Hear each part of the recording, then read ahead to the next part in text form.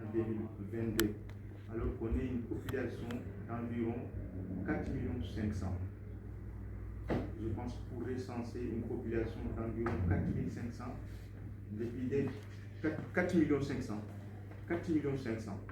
Depuis 2010 jusqu'à présent, il y a des Mauritaniens qui courent dans la diaspora qui n'arrivent pas à se recenser. Moi, je pense que sur ce point, on doit se poser la question.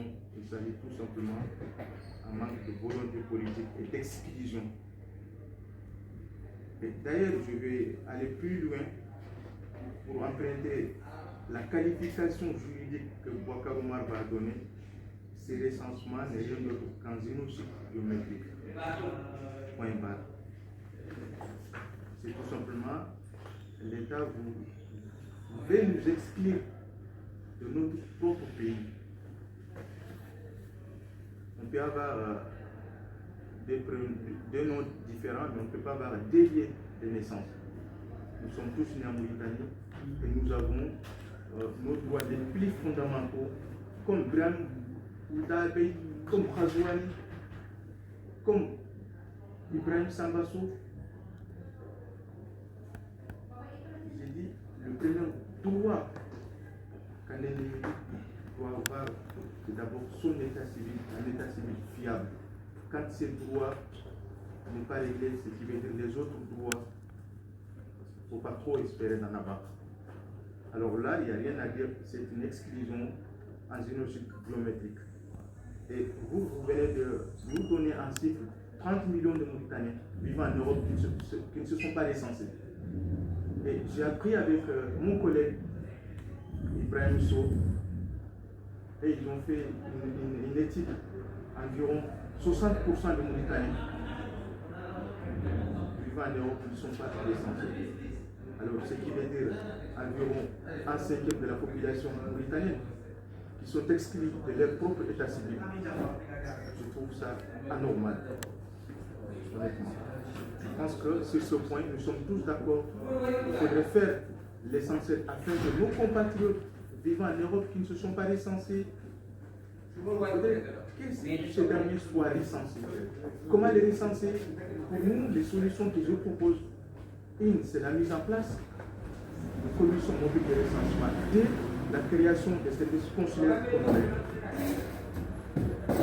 Pour en ce qui concerne le fait que quand je serai élu, à ne pas couper les liens avec la diaspora, je vous ai dit tantôt, le programme est large. Il y a un volet qui consiste ou qui répond à votre interrogation. C'est de mettre en place une permanence.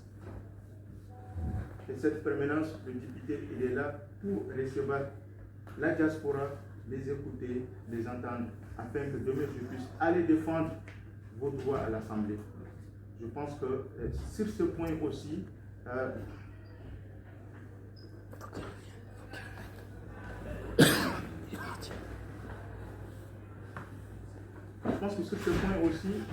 j'ai pris des mesures qui figurent dans mon programme. Demain, quand je serai élu, je serai un député de proximité. Je serai près de vous, la diaspora.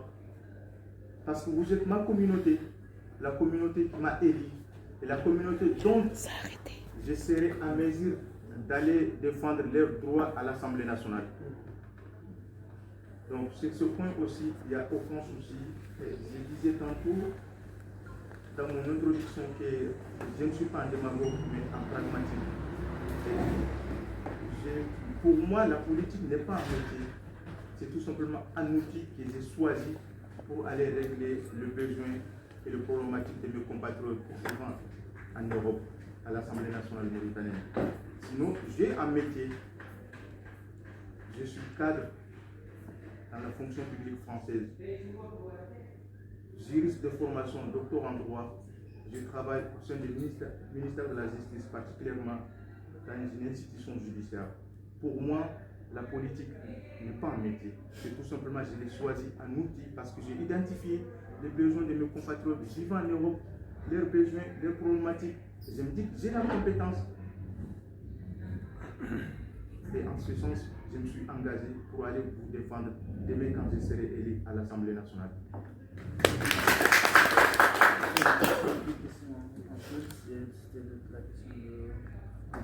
J'ai une question pour vous, à savoir est-ce que Babocar nous a rejoint officiellement ou pas? Merci beaucoup, madame. En ce sens, Babacar, il a fait une déclaration publique. Je ne sais pas si vous l'avez suivi. Il a fait un live après nos conversations et il a appelé à ses électeurs et lui-même il votera pour moi. Et c'était quand, pas plus tard qu'il y a des semaines de cela, je me suis déplacé pour aller le voir. C'est lui à Strasbourg. J'ai passé toute une journée, c'est lui, et j'étais très bien accueilli. Et sur ce point, je profite pour les remercier, l'accueil qu'ils nous ont réservé, lui et sa femme. La question de Boubacar et la question de...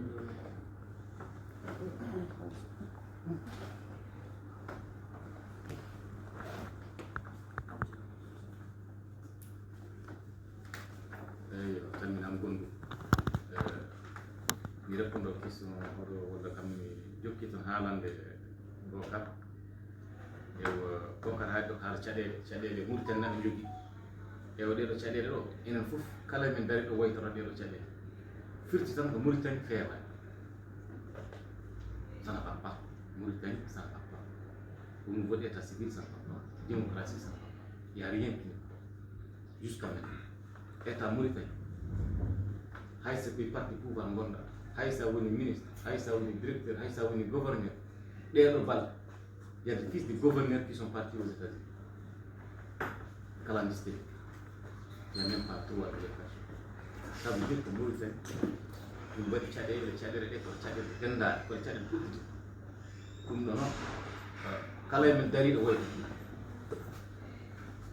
kala suudu kala leñol kala ɗemngal hannde ne jogii ɗiɗum gojji nder Mauritanie feewani waɗa ko barke feewani ko boni ɗum ɗo noon enen darato fewnten enen darato kaɓe ɗen kono kaɓtoɗen ɗum ko ƴeewe ngal ɗo bindita no ngal wayi sattude ni fof no ngal wayi hiiɗede fof yo jaran neɗɗo jarlitaade immade ɗo yaha pari windito ñande woto yaha woto so on ƴeewi jolde ɗo ɗo saaɗo jogi les gens qui sont inscrits il y a même pas 3%. Il n'y a même pas 3%. Ah, les responsables partis sont là aujourd'hui. Je mets le doigt sur le chiffre. Oui. C'est là. On est là. Pourtant, 40 €, tu pars à Paris. Tu t'inscris, 40 €, tu reviens. 80 €. Dis-moi, nous, on a mis en place des voitures ici. On a appelé tout le monde. C'est pas une question de voiture gratuite ou pas. C'est C'est pas une question de volonté également. Monsieur le futur député, j'espère, a mis le doigt sur ça tout à l'heure. Il a parlé de responsabilité familiale, de trajet, d'argent également. Aujourd'hui, si on avait un consulat ici en Belgique, on pouvait voter, on pouvait s'inscrire, mais ça, il n'y a même pas de devoir de midi à 14 h. On va le faire. On va le faire. Moi, pour aller à Paris, il faut que je pose 2 jours de congé, il faut que je laisse quelqu'un avec mes enfants. Donc ça, c'est un souci. C'est un souci. Et c'est ça, en fait. Il faut qu'il y ait aujourd'hui, qu'ils mettent le doigt sur ça pour qu'il y ait une différence entre les candidats. Nous, on votera demain pour celui qui nous facilitera la tâche. On ne votera pas pour celui qui va nous faire déplacer jusqu'à Paris pour voter. Ceux qui sont en Espagne, ils sont obligés de prendre l'avion pour venir jusqu'à Paris pour voter. Mais sérieux, même si c'était mon frère, j'allais même pas le faire. Sérieusement. Et ça doit être un point sur lequel il doit mettre le doigt demain pour pouvoir accéder au pouvoir.